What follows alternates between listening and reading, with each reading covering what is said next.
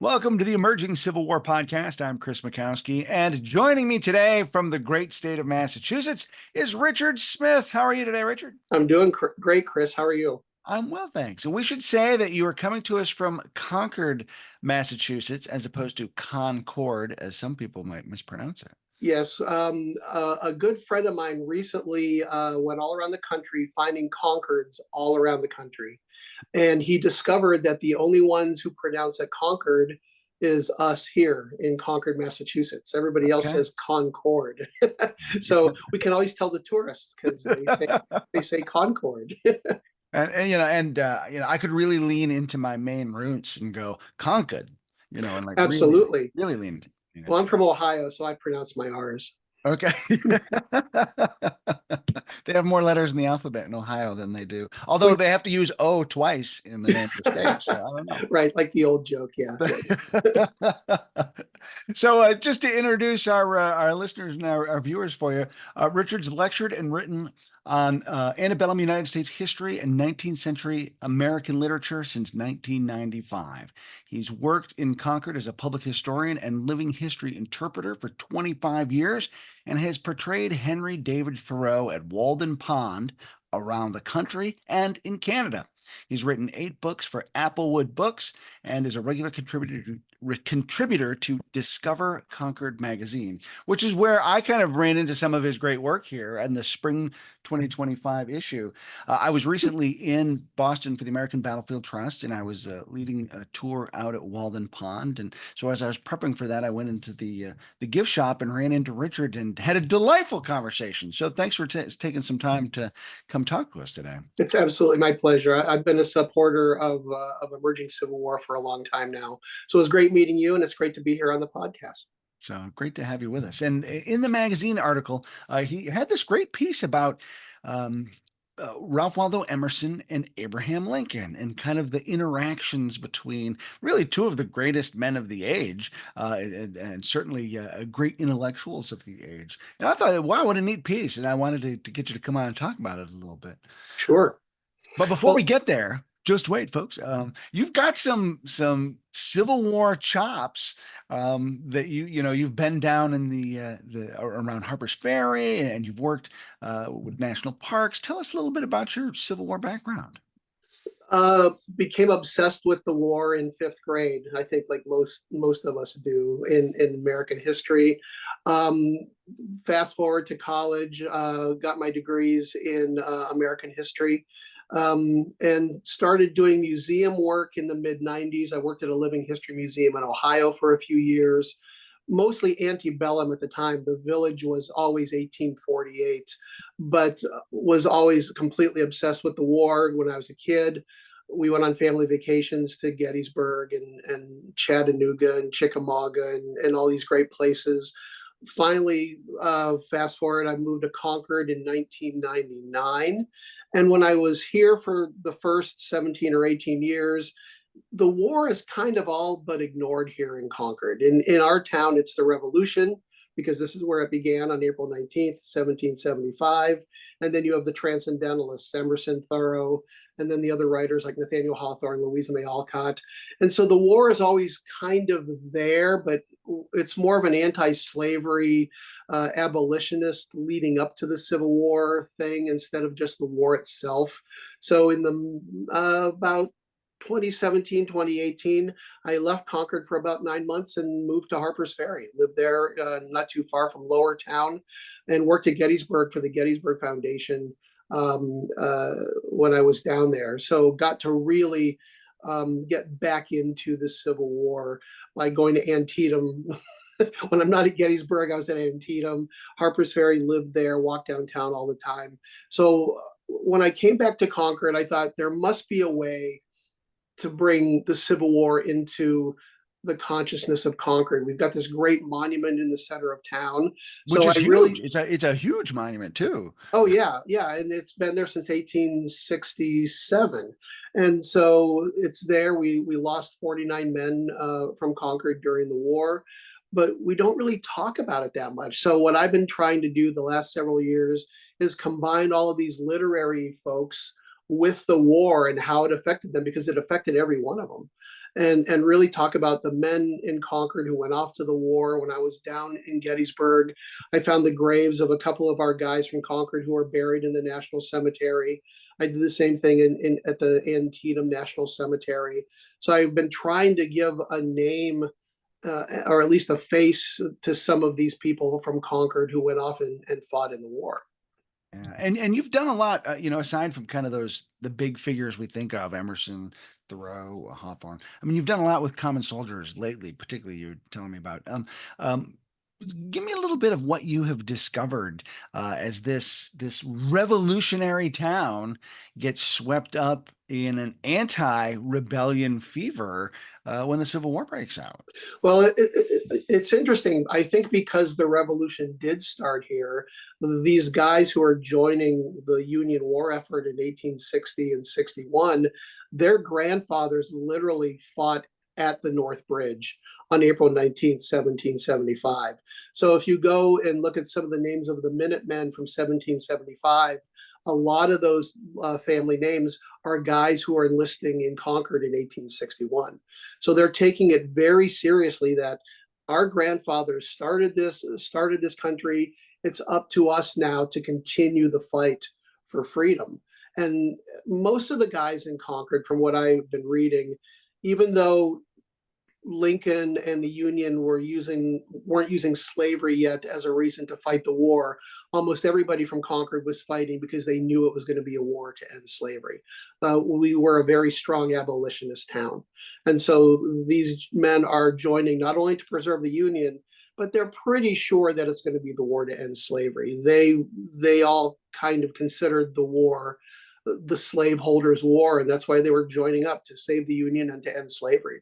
And they're taking it seriously because they had heard stories from their grandfathers about fighting at the North Bridge. And to me, it was fascinating. They mustered together on the town green on April 19th to go march off. I mean, so it's like literally the anniversary of the fighting there in Concord, where they head off to do start their Civil War service. April 19th is the high holy day here in Concord and has always been taken very seriously. So yeah, on April 19th, 1861, the first men from Concord went off and eventually ended up in Washington, D.C. And then in 1867, the Civil War Monument was dedicated on April 19th. So, this is no surprise here in Concord. We still take that day very seriously. So April 67. So it didn't take them that long to get that monument up either, then, did it? No, and of course, the person who spoke at the dedication of the monument was Ralph Waldo Emerson. Right. You can't do anything from 1850 to 1880 without Emerson being the keynote speaker. He's the guy that always is kind of putting the town's emotions and the historical moments into the exact words that needed to be said. And I suppose there's something to be said for the fact that they don't get tired of having him do it either, so it must be. Absolutely not. Yeah. You've got the local celebrity. Let's get him to talk. Why not? Yeah.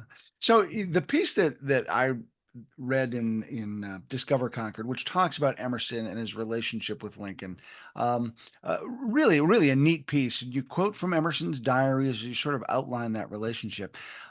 Were these two men close? Were they not close? Did they know who each other even were? As far as we know, they met only once. Now, when they met in 1860, was it 62, 63, late 62? When they met in 62, Lincoln seemed to know who Emerson was. He had said that, "Oh, Mr. Emerson, I once heard you speak." And we know that in 1857, Emerson spoke in Springfield, Illinois. But whether or not Lincoln actually went to any of Emerson's speeches or lectures is left up to conjecture. We're not really sure. We know that one of his law partners went to the Emerson lectures, but he never mentions Lincoln going with him. So we're not really sure. But certainly he had heard of Emerson by 1862, 63. Emerson's one of the most famous orators and even philosophers in the country. I should say most famous man of letters in the country. So I would be shocked if Lincoln had not read any of Emerson's writings. He's just one of those guys that everybody would read. And we all know that Lincoln was a voracious reader. So I wouldn't be surprised if he had read it. On the other hand, absolutely, Emerson knew who Lincoln was. He had voted for Lincoln. He was a good Whig for many, many years and then became a Republican when the Republican Party was created in the mid 1850s. Like a lot of the Whigs at the time, they're voting for Lincoln because he's the guy that they need to vote for. I don't know if any of them were really sure if this backcountry lawyer is going to be any good as president.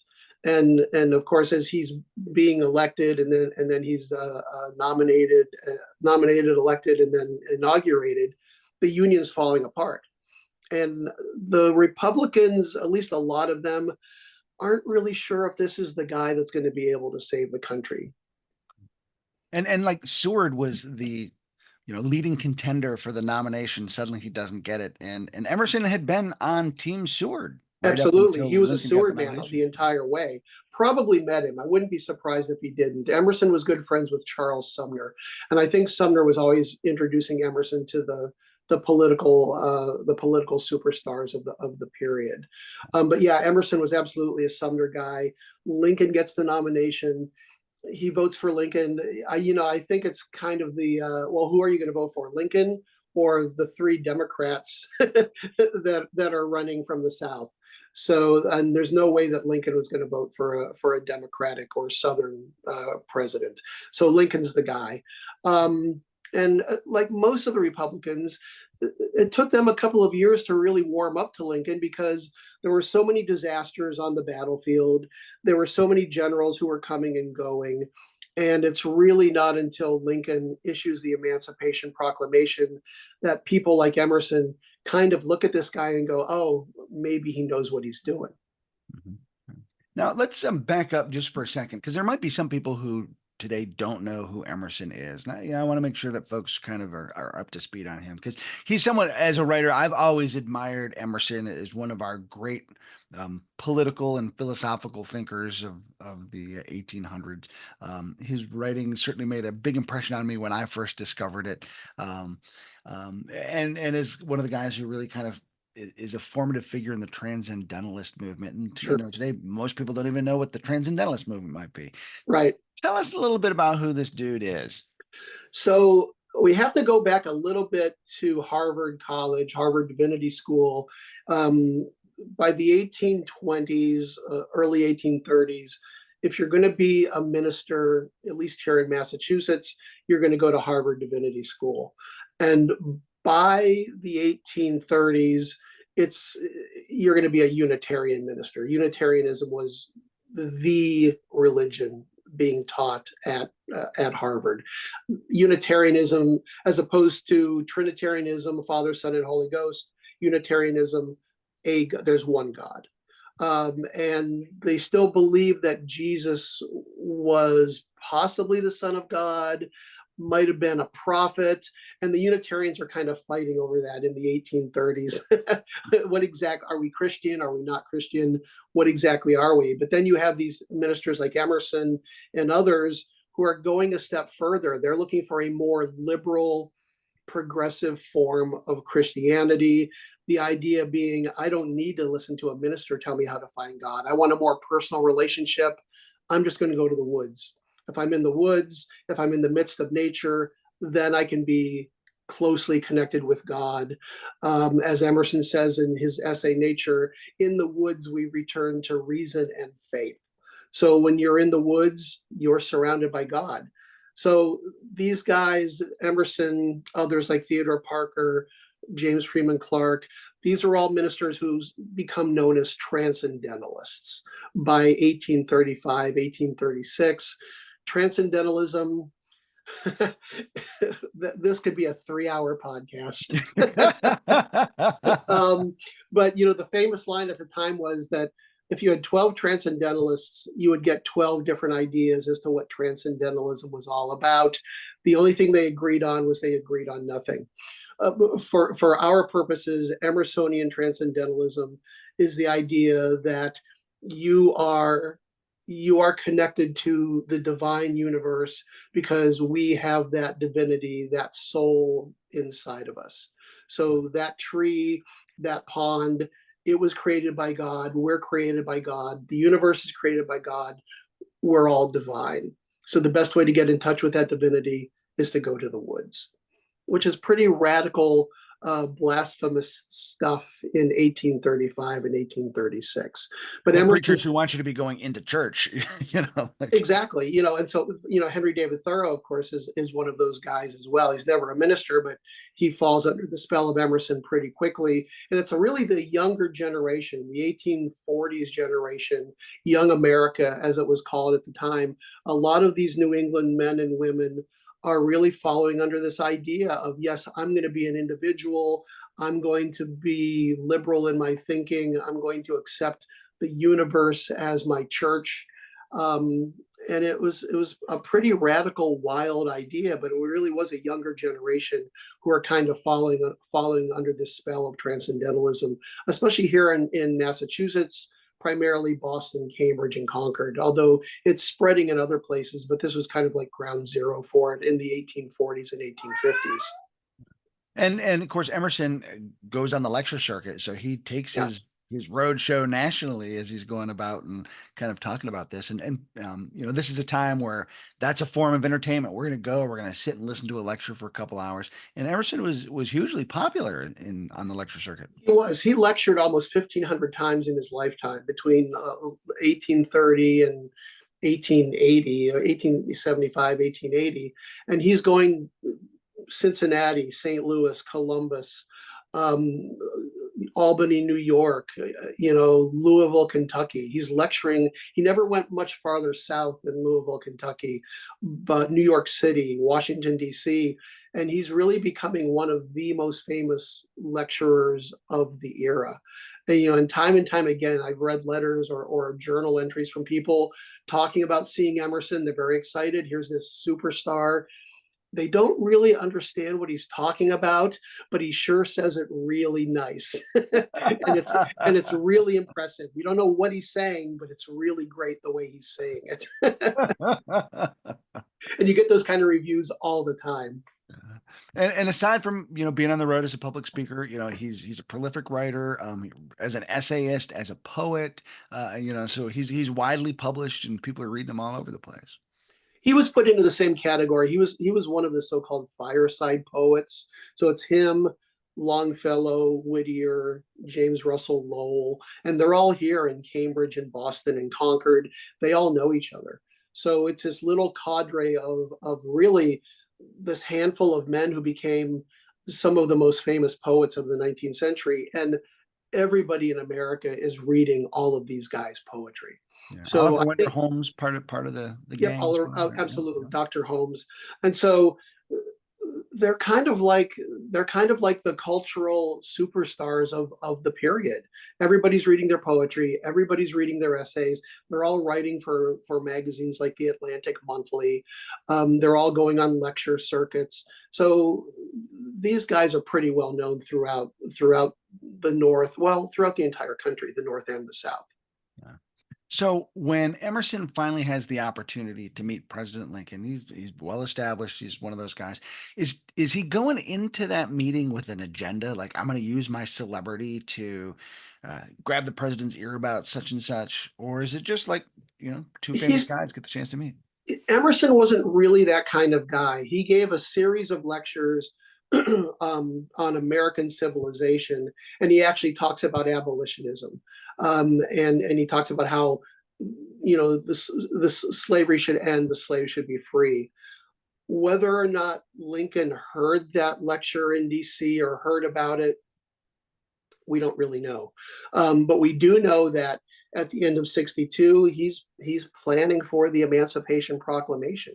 So it's not like, if he did hear it, it's not like Emerson's pleas for abolition fell on deaf ears. Lincoln was already planning to do that. But he wasn't, Waldo, as they called him, he's not really that kind of a guy. He's not going to say, hey, I'm Ralph Waldo Emerson. You're the president. This is what I think you should do. He's not going to be, he's a very kind of buttoned up, very quiet, New England Yankee. He's not going to be loud and bragging and kind of throw his weight around. But he, by all accounts, he and Lincoln, they got along well. They had a nice conversation about lots of different things. It was the only time that they met. But Emerson came away being really impressed with the man, with his intelligence, with his good humor, with his kindness. And those are the kind of things I think that Waldo needed to see firsthand to think, oh yeah, he's going to be a good one. Yeah. And you'd mentioned in your article that Emerson's expectations may have been at least kind of low. Here's this backwoods Kentucky guy, and as you've described, Emerson, very buttoned up, sort of prim and proper Yankee. There's an apocryphal story that you share where Emerson may or may not, in his speech in Springfield or somewhere else, again, it's very apocryphal, may have said like, "Oh yeah, Kentucky guy greets you in a such and such a way that Right, you know." right. Yeah, I guess the line was, he said, Mr.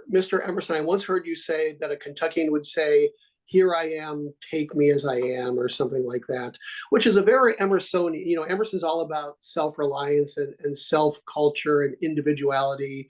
I am who I am. So it's a very Emersonian thing for him to say. Whether or not Lincoln actually heard it is another matter.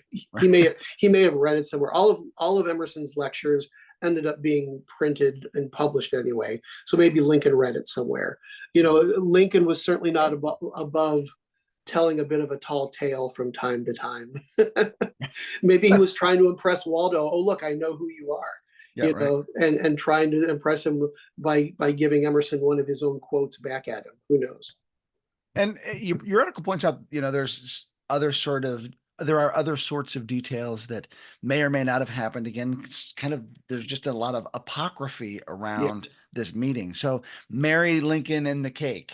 Right. There's even like there's illustrations that it was at a church, and supposedly after Emerson's lecture, there was some kind of a supper or a dessert or something, like they have at churches. I just gave a lecture last night, and afterwards we had cake and tea and coffee afterwards.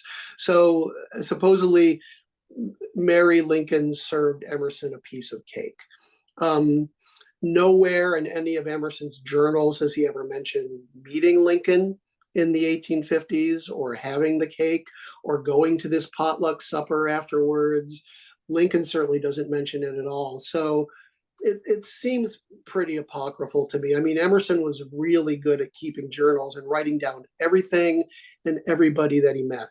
And you would think that if he's out in Springfield, Illinois, and he meets this former congressman who's now a lawyer, either he didn't meet him or he wasn't impressed enough to mention this guy, one or the other, because he probably met these kind of people wherever he went. There's always people trying to take him to luncheons and take him to tea and serve him a snack after his lectures and stuff like that. So maybe it was just another instance of, okay, I'll be nice to these people from Illinois and eat their cake, and then I'm going to get out of town. Who knows? Yeah, certainly in 1858, Emerson's by far the more famous of the two of them. Absolutely, sure. Yeah, by then Lincoln wasn't even, I don't think he was even on the radar yet of being a serious candidate for president. So yeah, Lincoln's the famous guy. Lincoln's this kind of not really well-known lawyer in Springfield, Illinois, of all places. And Emerson, like most New Englanders, Emerson kind of had a bit of a snobbery about people out there in the West, in Kentucky and in Ohio and Illinois. And that was the big thing when Lincoln was running. Everybody's like, "Oh, he's from the West," and they're expecting him to be this kind of bumbling clodhopper. And I think a lot of people were really expecting that when he became president. That here's this lawyer who doesn't really know anything about politics. He doesn't know anything about the Constitution. And meanwhile, Lincoln's probably one of the shrewdest presidents that we've ever had. But I feel like he kind of played up the naive Westerner a little bit at times to kind of get people into his into his web. Yeah, yeah, yeah. Well, it's a great trap. Like underestimate me. Go ahead. And Right, and I think Lincoln was very good about that. yeah. And so it was really the Emancipation Proclamation when people like Emerson and a lot of the Republicans said, "Oh yeah, this guy finally gets it." Frederick Douglass said the same thing. Once he met Lincoln, and Lincoln had this way, I guess, of really kind of not not being overly impressive, but impressing you all the same with his intelligence and his wit and his humor. And Frederick Douglass, Emerson, um, Sojourner Truth, all these people that met him say the same thing, that he just had this intelligence and good humor about him. Even Hawthorne met him, and Hawthorne's a Democrat, and he came away saying, "I really like that guy." Yeah. So Lincoln had a way of really kind of disarming you and proving to you that he was a lot more shrewder and on the ball than people thought he was. Now, also, is that the time where Emerson does meet Lincoln in D.C., he's there and meets up with his friend Charles Sumner, the senator from Massachusetts. He also has the chance to get together with Seward. I think you mentioned that they get together with Stanton at some point. Yep. And so, like, why would Emerson be making the rounds among these politicians? Is it just because he's a prominent guy and they want to see him? I think probably Charles Sumner wanted to show him off. Okay, like, hey, look at my famous friend. Sure, look at my this is Ralph Waldo. Look who I'm hanging out with. You know, Sumner wasn't. He's a radical Republican. He's not that well liked by a lot of the people in Congress. Of course, this had been only a few years after he had finally returned to Congress after being beaten by what was his name, Butler, and so I think he just kind of wanted to show off his. He shows up. He says to Emerson, "I'll take you to the White House." Emerson's like, "Sure." And Stanton is there and Seward. You get the impression that Stanton and Seward were always at the White House. Yeah, right. They're always there. And so it makes sense that they would be there. I think when Hawthorne went to the White House, I think that they were there as well, if I remember correctly. So yeah, I think it's a chance for Sumner to kind of show off his famous friend. Yeah, yeah. So you mentioned that the abolition, like the Emancipation Proclamation, excuse me, that becomes kind of a really big deal and sort of crystallizing a lot of folks in New England and their thoughts about the war and what this war ultimately was going to be, and it has that effect on Emerson. And you write about another instance where he becomes keynote speaker, where they have this celebration in Boston Yeah, to shepherd in the Emancipation Proclamation. right. Tell me a little bit about that shindig. So there were actually two shindigs in Boston on the night of December 31st, about to be January 1st, 1863. There was a watch party at the Black Church over on Beacon Hill with Frederick Douglass and others, and then there was a more fancy party with Emerson and William Lloyd Garrison and others. They're all waiting for midnight, wondering if Lincoln's actually going to sign the Emancipation Proclamation, which of course happens. There's lots of celebration at both of these parties. The next day at the music hall, if I remember correctly, there was a big celebration to honor it. And Emerson read his poem, Boston Hymn, especially written for the occasion.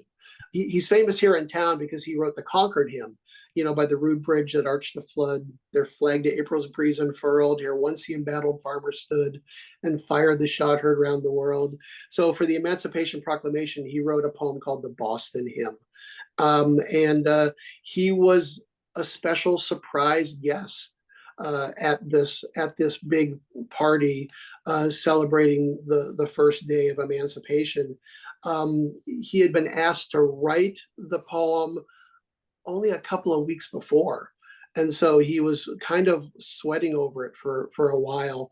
And from what I remember reading, he had only finished it like the day before, and then here he is at this big party reading his Boston Hymn. And it was another celebration that, well, of course we're going to invite Emerson. He's the guy, and it's really interesting because he, amongst all of the other poets and writers, he kind of became the guy who is putting into words, why are we fighting this war?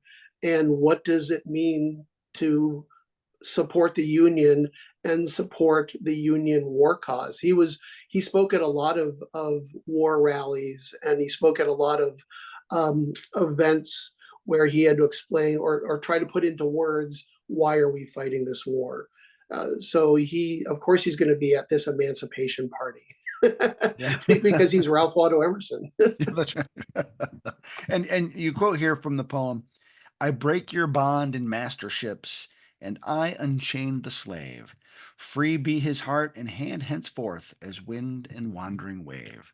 And just that, See, he was such a great writer. I mean, yeah. his poetry is absolutely wonderful. His essays are life changing, and I can't even imagine. I would love to imagine what it would be like to be there on January 1st, 1863, and hear Emerson read this poem for the very first time.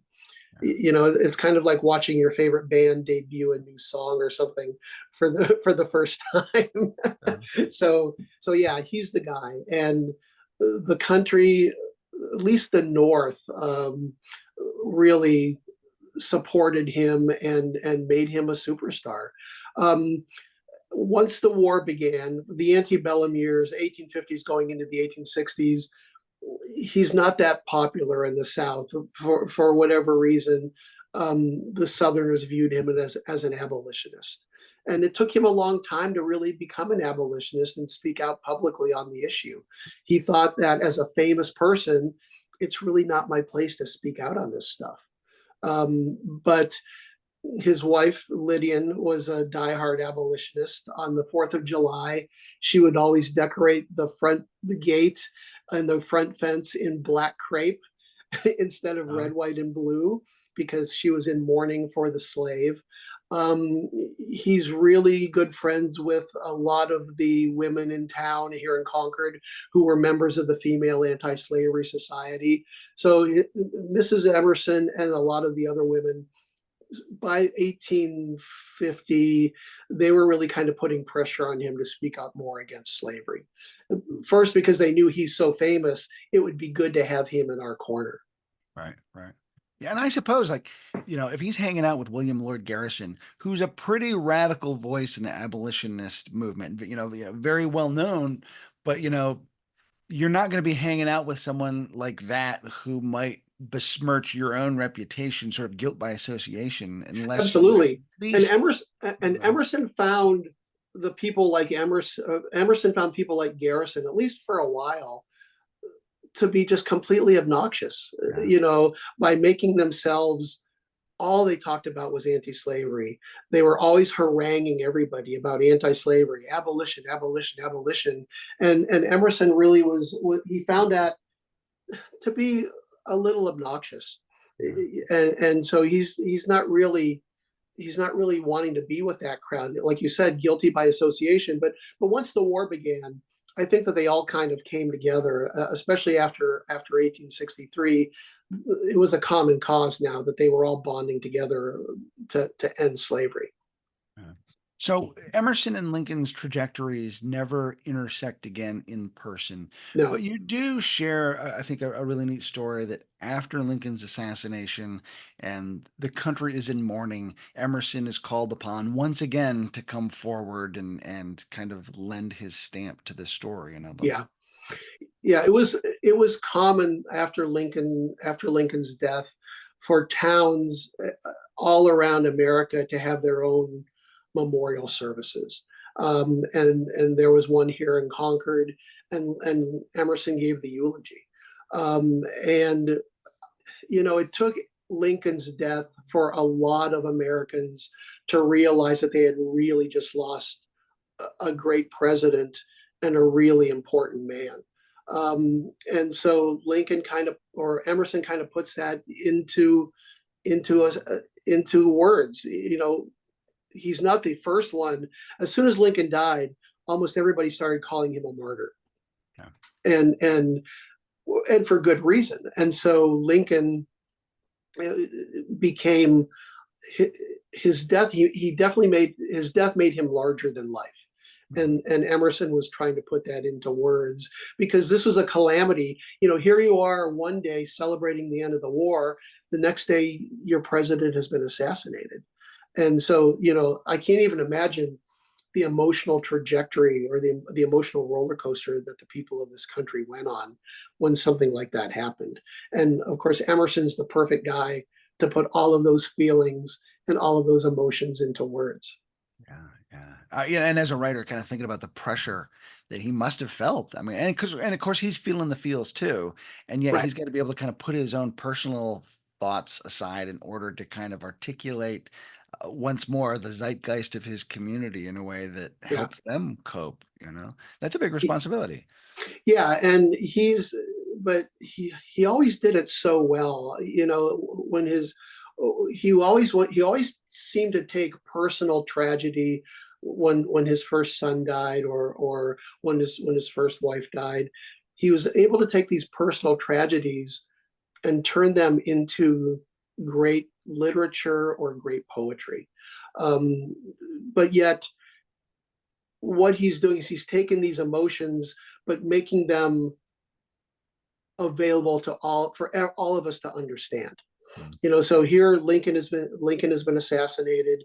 Emerson is feeling this. The whole country's feeling this, and here he is able to put it into words to explain.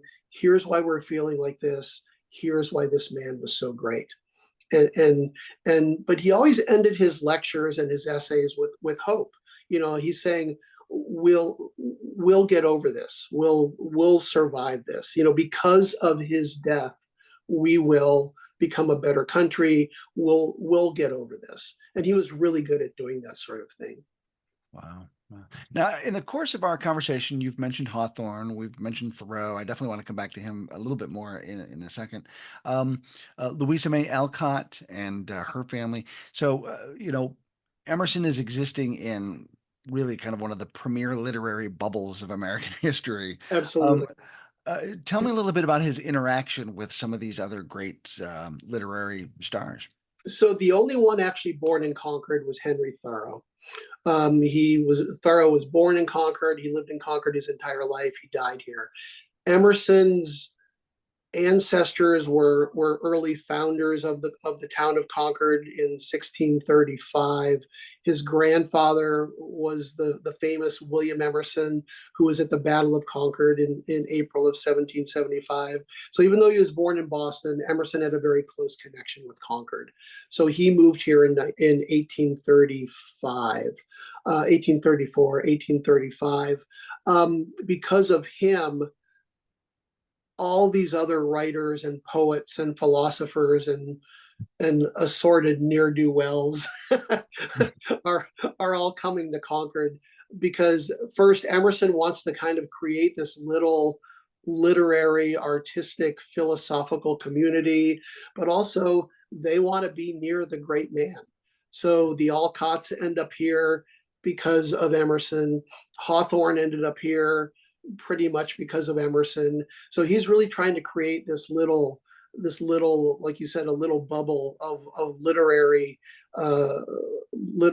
men and women and poets, and they're all hanging out with each other. They all know each other. Great stories of the Alcotts and the Emersons and Thoreau and the Hawthornes all hanging out together. Yeah, it's an incredible little town, and here they all are living within a couple of miles of each other and hanging out with each other all the time. When we think of the Civil War, we don't necessarily think of Hawthorne, for instance, but as you mentioned, he had the chance to interact with Lincoln. He was a highly political person himself. He was, great friends with Franklin Pierce, his best friend and college roommate. Um, what's Hawthorne thinking as the war's going on? So it's complicated for Hawthorne because he's not a Whig, he's not a Republican, he's a Democrat, and he's BFFs with Franklin Pierce, whom everybody in Massachusetts hated. Massachusetts hated. And so, That's because he was from New Hampshire, right?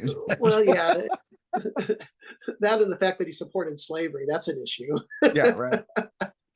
But he supported the constitutional right to have slaves.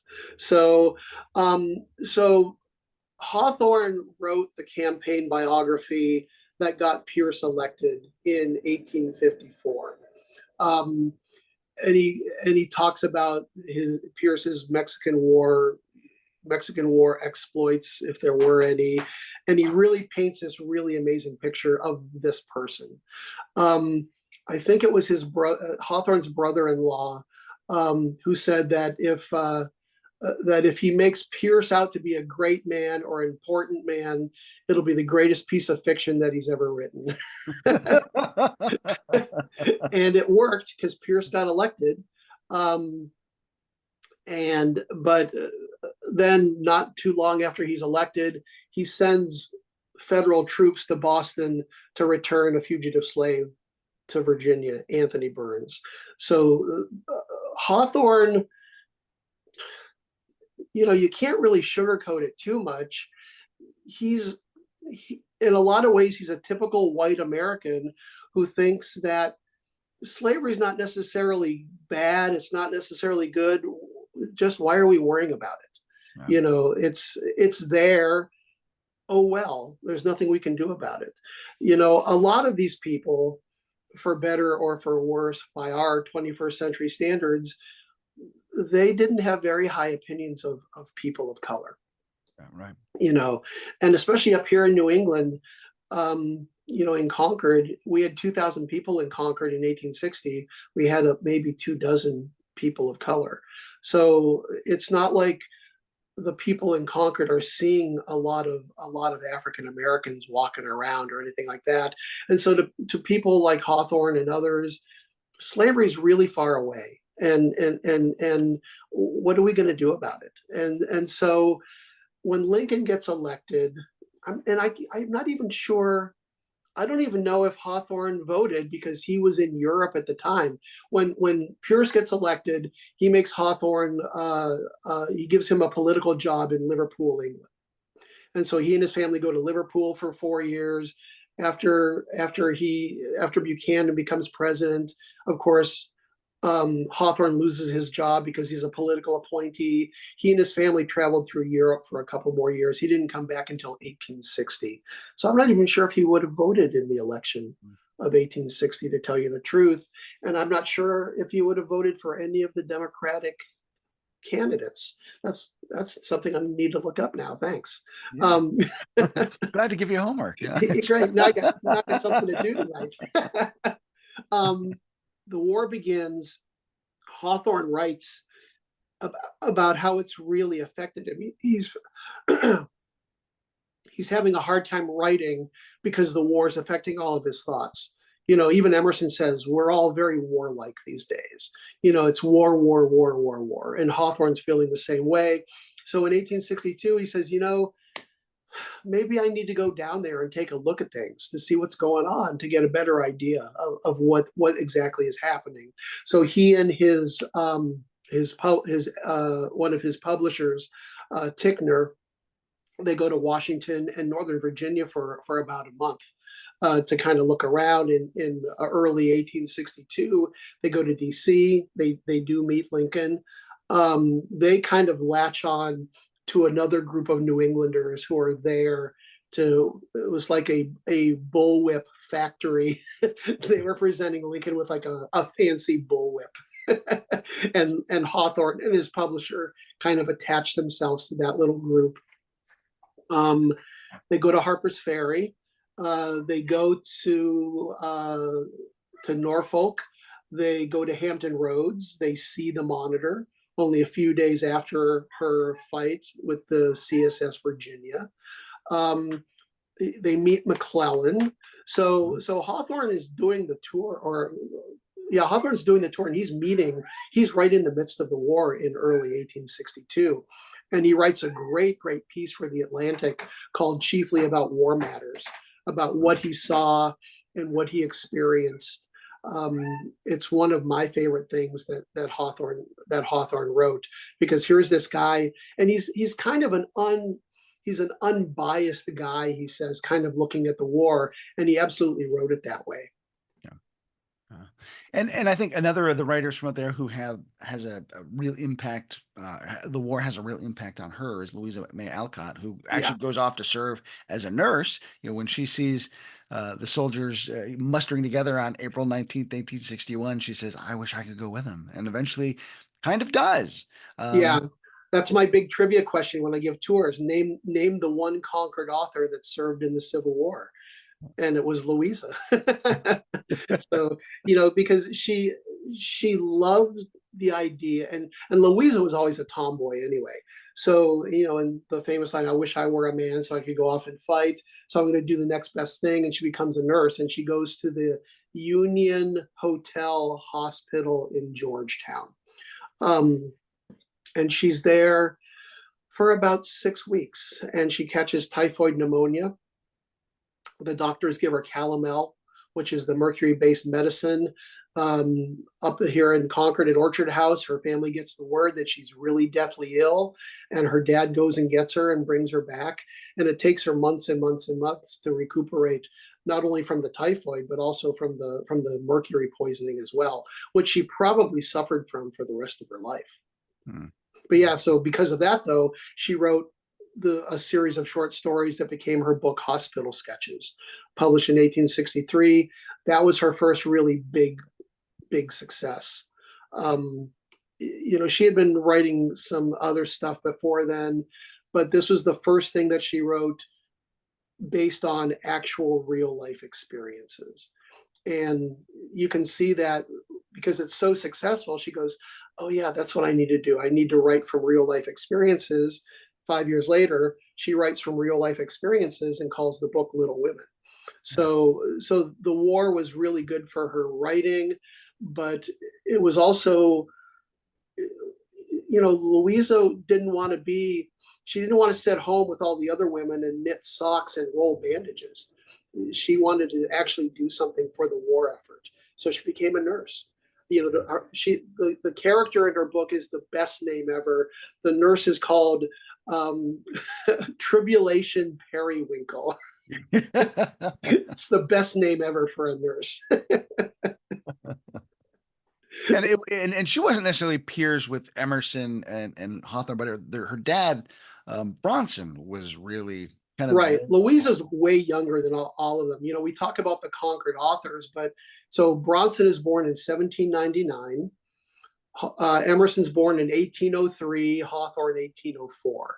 So that's that generation. Thoreau's born in 1817. Louisa's born in 1832. So we're talking about really 3 different generations that we kind of all lump together as the Concord authors. By the time Louisa becomes famous with Little Women in 1868, Hawthorne is dead, Thoreau is dead, Emerson is 72 years old. So, and pretty much by 1868, 1870, he's still famous, but his best, it's like the Rolling Stones today, his best days are kind of behind him. We're not here to listen to the new album. Please play Satisfaction. Right? Yeah, exactly. You go to see the Stones now because, oh look, it's the Stones. Yeah. And that's kind of that way with Emerson. By 1870, he's still famous, but by then he's kind of from the olden days.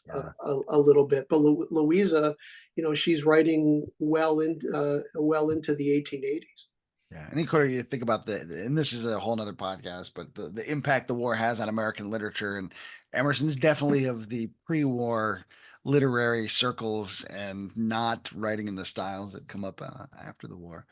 Well, and speaking of that, he's not really one of our guys, but Melville was really affected by the war. Yeah, right. And he wrote, after the war, he wrote was a book called Battle Pieces, which is all this Civil War poetry. The only problem is in 1866, nobody wants to read Civil War poetry because we had just had 4 years of Civil War. Yeah. And so, but that's really great poetry. I think the only one of all of our writers who really kind of the war really did a lot for was probably Walt Whitman. Yeah, yeah, right, right. Now I've saved the best for last, or arguably the best for last, Thoreau. He doesn't make it through the war, not for any reasons related to the war, but he's someone near and dear to your heart just because of Yes. your own work. Tell us a little bit about Henry David Thoreau. Or now I've been pronouncing his name wrong for 56 years now. Yeah, Thoreau. you were in Concord for like what, 3 days? You should learn how to pronounce this guy's name by That's right. I know. I'm ashamed. now. Yes, it's thorough. Like I do a thorough job, and I had to learn that when I moved here too. So Thoreau's the only Concord author, born in Concord. Um, strange guy. Very much happy being alone. Very much influenced by Emerson. When they first met, he was only 20 years old, and Emerson's 14 years older. And Emerson had a huge impact on not only Thoreau becoming a writer, but he lived at Emerson's house twice, first for 2 years and then later for a year. And when he was living at Walden Pond, he was living on Emerson's property. So Emerson was very influential in the guy that we now honor as Henry David Thoreau. And when the war, so he was a Garrisonian. He and his family were Garrisonians, no union with slaveholders. Thoreau famously went to jail in 1846 for not paying his poll tax. He was protesting the Mexican War and the fact that the United States government supported slavery. If you're a Garrisonian, you do not pay taxes, you do not vote. And Thoreau did neither of those things. we don't even know if he went to town meeting. As he says in Civil Disobedience, I cannot consider it my government when it is a slave's government as well. So he doesn't belong to any abolitionist groups, but he's an abolitionist, very much so. He actually has a meeting of an abolitionist society in his cabin at Thoreau one night at his Yep. sister's organization, as I recall. Yeah, his sisters and mom were some of the founders of the Concord Female Anti-Slavery Society, and they had 1846. They had an anti-slavery meeting at his house at Walden Pond. One of the famous Black abolitionists from Boston, Lewis Hayden, actually spoke at that rally. So he's involved in the Underground Railroad. He's definitely helping fugitive slaves get to Boston so that they can get to Canada. So even though he's not officially an abolitionist, he's doing whatever he can to help the abolitionist cause. Their boarding house, the family had a boarding house. All the abolitionists from Boston stayed there, including Frederick Douglass, Wendell Phillips, Garrison. They all knew the Thoreau family really, really well. So he's very much in that abolitionist world from a very young age. Yeah. And he dies May 6th, 1862. I only remember the date because May 6th is the anniversary of the Wilderness Battle in 1864. But it's an early death. It was something that was a little unexpected. It was consumption, tuberculosis. Yeah. So his family, it was the family curse. When Thoreau died in 1862 from tuberculosis, 25% of the deaths in Massachusetts that year were from tuberculosis. So it's the killer that, and of course they don't know it's bacteria. They don't know, doctors think it's either hereditary or it's caused by a change in climate. So if you get tuberculosis, what do? They send you someplace with a different climate. Thoreau did not want to do that. He didn't want to go to the West Indies or any place like that. So he went to Minnesota because he wanted to see real Indians. He wanted to see the Sioux Indians, and there was a particular crab apple there that we didn't have here at the time, and he wanted to see that crab apple. So he went there, was gone for a month, maybe a little bit longer. It was his longest, farthest trip from Concord. Did not get any better. Came back and died less than a year later. And his last words? Debatable. I think they were, now comes good sailing. Which is a great exit. I hope that when I go, I can have that kind of forethought to come up with something really clever and pithy. His sister was reading to him from his first book, A Week on the Concord and Merrimack Rivers, and she says that before he finally succumbed, his final words were, "Now comes good sailing." His best friend, Ellery Channing, a poet, said that Thoreau's last words were "moose and Indian." But Ellery was not there when Thoreau died. So I'm going to go with the sister who was there next to him when it happened. Moose and Indian's a lot less eloquent too, isn't it? Yeah. Well, go ahead. So when the war began, Thoreau couldn't care less. He's doing his own thing. He had been a supporter of John Brown, they all were. Emerson, the Alcotts, Thoreau. John Brown came to Concord twice. They all admired him. They all gave money to his causes. One of the Secret Six was named Frank Sanborn. He was a schoolmaster here in Concord. He was friends with all these guys. So Thoreau openly supported John Brown. When Brown was captured at Harper's Ferry, Thoreau gave the first public defense of Thoreau in Boston, a plea for Captain John Brown, which when you go into the John Brown Museum at Harper's Ferry, they've got a line from and a picture of Thoreau in the John Brown Museum, which I'm always very excited to see. Yeah, he wrote a couple things in favor of Brown, as I recall. Yeah, he wrote a plea for John Brown. That was his lecture that he gave 3 times: Concord, Boston, and Worcester, Massachusetts. And then he wrote a eulogy called "The Last Days of John Brown" that were read at Brown's funeral once his body got back to North Elba, up in New York State. Thoreau didn't go to the funeral, but this piece that he wrote was read at the funeral. So when the Union falls apart, he's actually okay with it. He's a no union guy, no union with slaveholders. Yeah. So the Union falls apart. He's like, great. And he couldn't really understand why everybody was trying to fight to put the Union back together, because at that stage, the idea was, look, we'll just put the Union back together. You guys keep slavery. Everything will be fine. And Thoreau's like, well, why are we going to put it back together if we're still going to have slavery? So, and unfortunately, he died before the Emancipation Proclamation. So he never saw the war become a war to end slavery, which for me, that's the one thing I wish he had lived to see that. I think it would have given him, because to him, Lincoln's just another politician. Yeah. He didn't give much time to politicians, and he's certainly not going to give time to this new guy who wants to put the Union back together. He writes a letter to Parker Pillsbury, an abolitionist. He says, "Blessed is he who has never read a president's message." So his idea is like, I'm not going to read about the war. I don't care about the war. I'm going to go, it's springtime.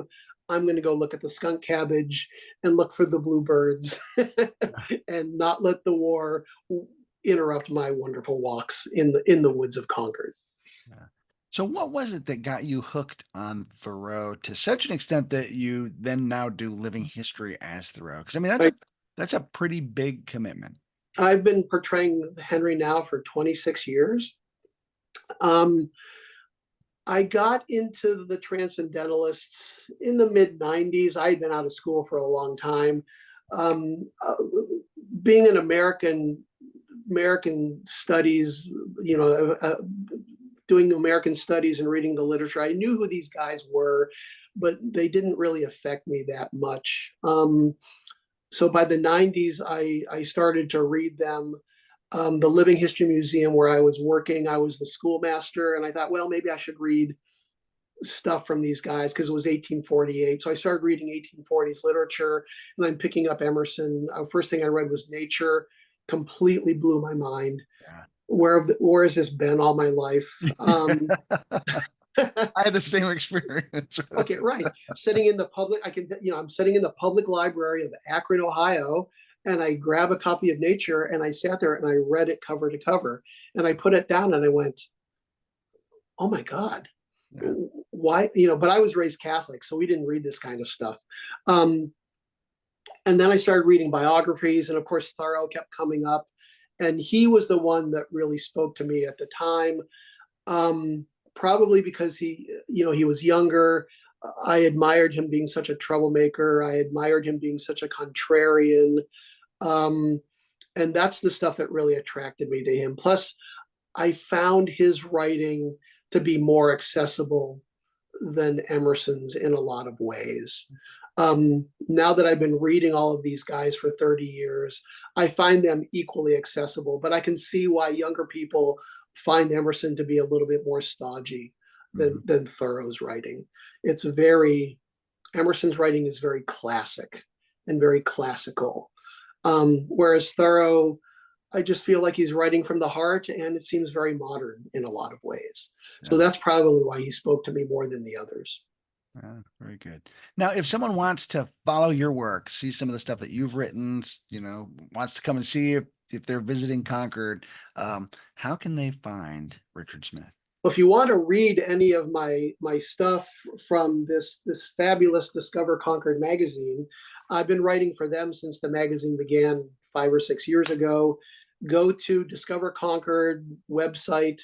You can then type in my name, Richard Smith, and all of my articles will come up. Oh, cool. Over the last 5 or 6 years. They have been so good about letting me write about whatever I want to write about. It always has to have a bit of a Concord connection, of course, but I've written 2 or 3 or probably 4 articles about Concord and the Civil War for this magazine, because I want people to know about Concord and its connection to the Civil War. I work for the Thoreau Society sometimes. You can contact me through the shop at Walden Pond. I'm there a couple of days a week. If worse comes to worse, contact Walden Pond State Reservation, and they can hook you up with me if you want to hear about some of my writings. I also write books for Applewood Books, Arcadia Books. So if you go to their website and look up Richard Smith, you can see the titles that I've written for them.